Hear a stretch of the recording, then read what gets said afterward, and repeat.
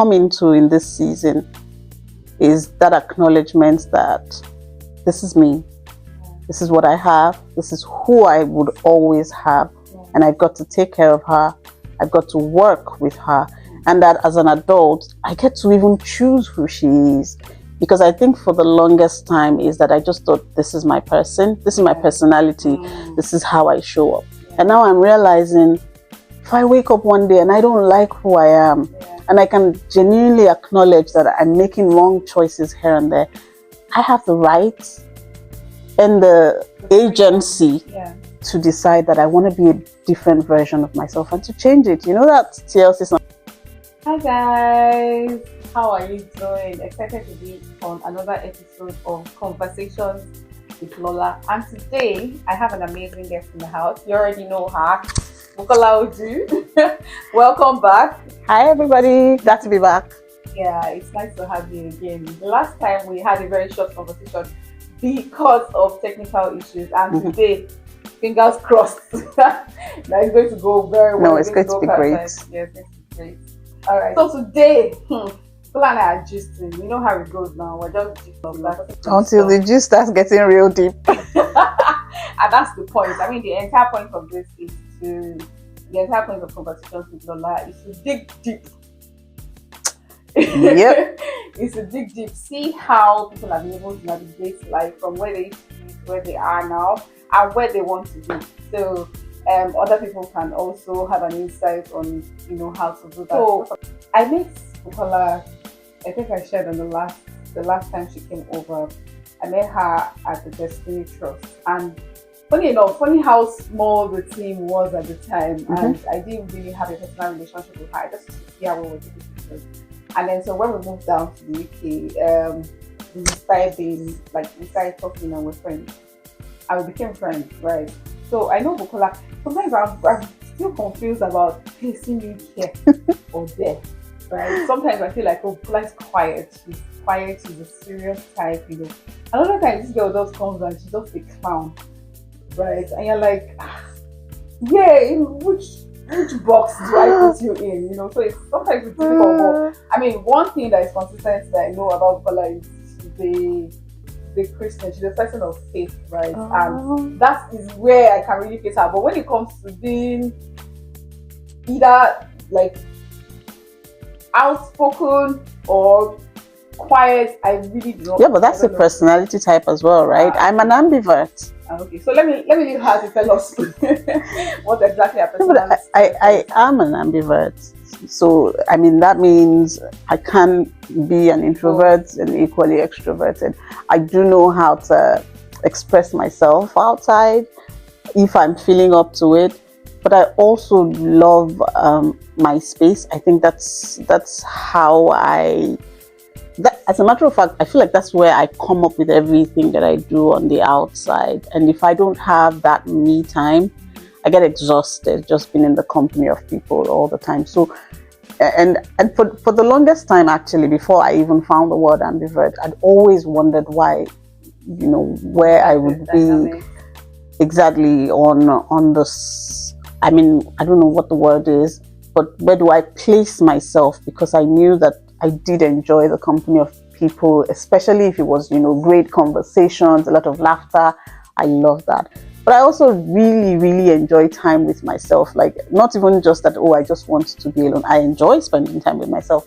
So I could be both, honestly. Bukola and I had this conversation the other day, and I was telling her that there are times when, of course, I enjoy my own company, I can be by myself. And she was like, that she feels like I always enjoy when people are around me.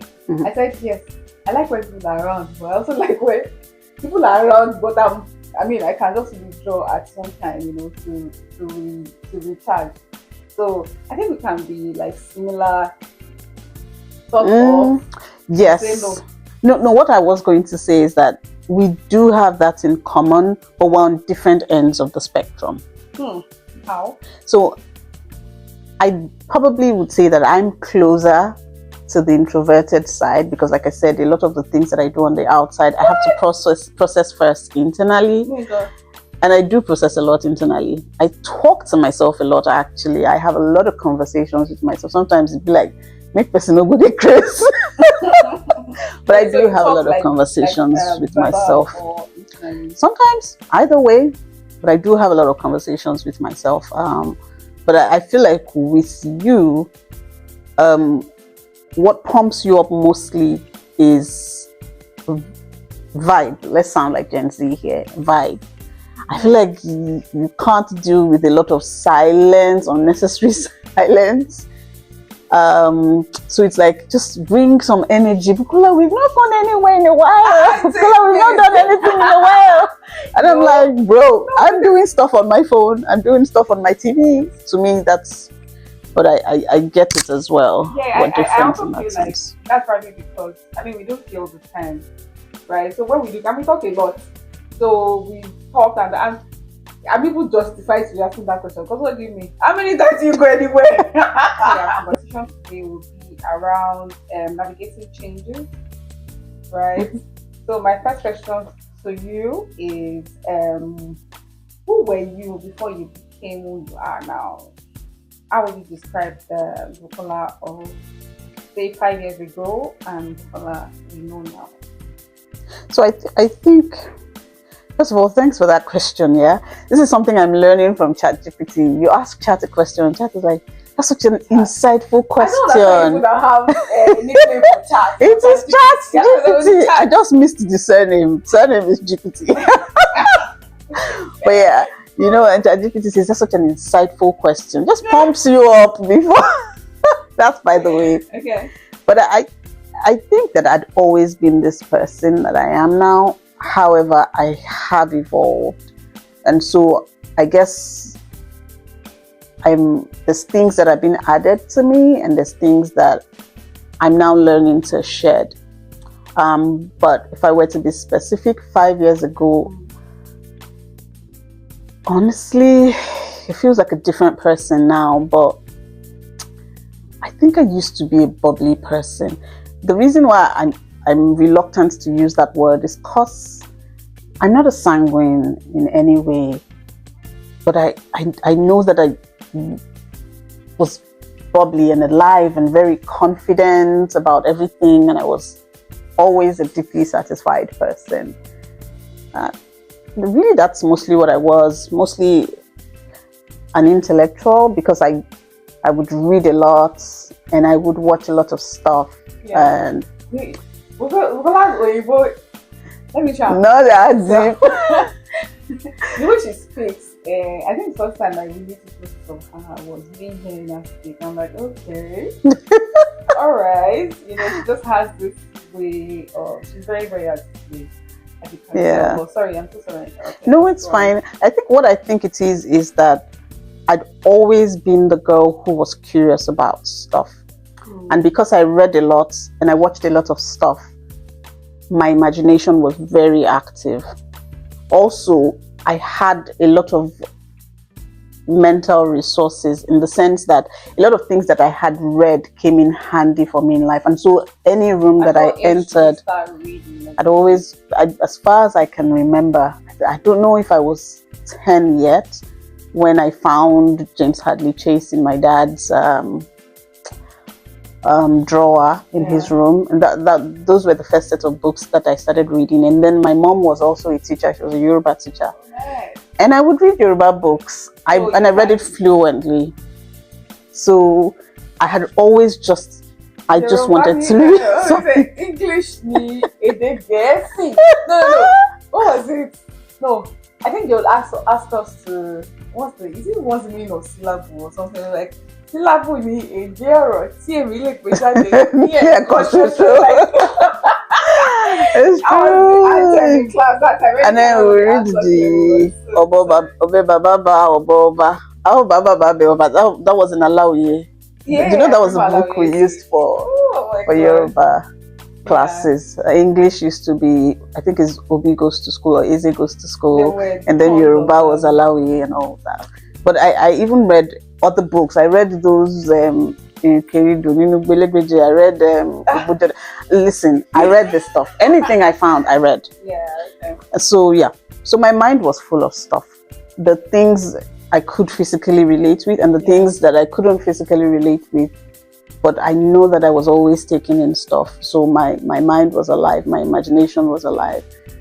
My vocabulary was great, and I think what that did for me was that it made me able to relate in almost any environment. So I was a very confident girl. I think that's what it was for me. That's really good. That's really good. So, how would you say like that has changed? Because I know you used the word that used to be probably, and so has that changed in It any way? has And changed. what happened? I If you don't don't mind even sharing know with that us. I know.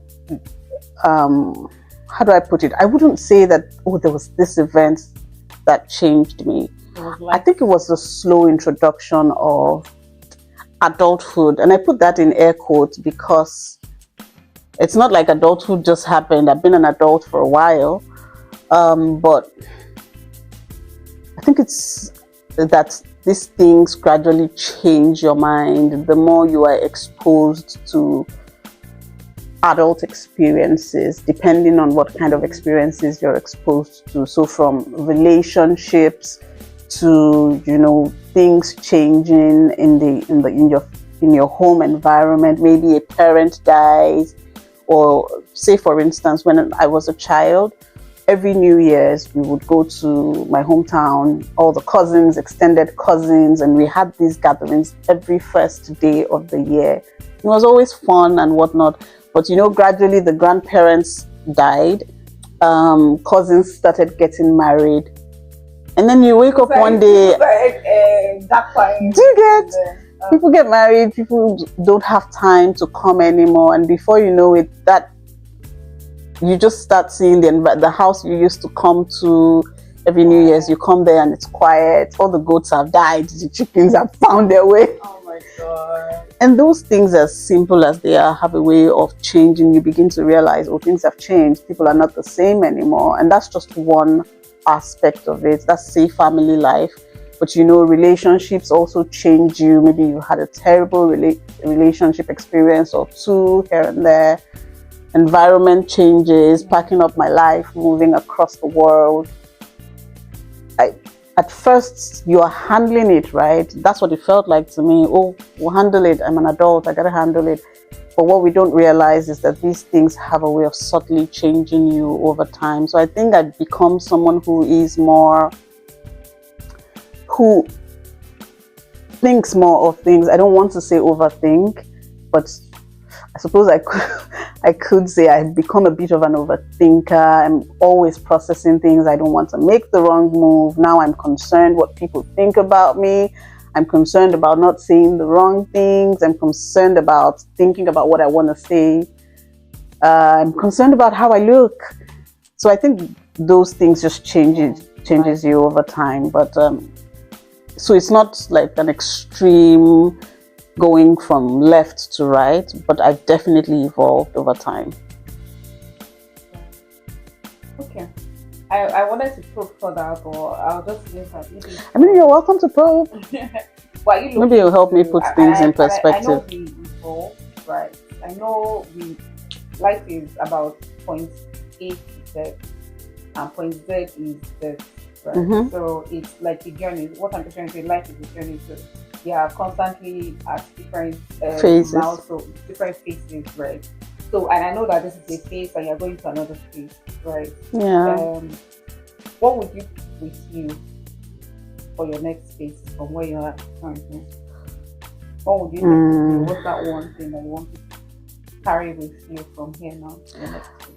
I think it would be self, which is something you either do intentionally, consciously, or you do unconsciously. But yourself, who you are, your body, your mind, what God has given you, that's something that will follow you everywhere. Times will change, people will come and go, seasons will change, but you are the constant thing in every phase.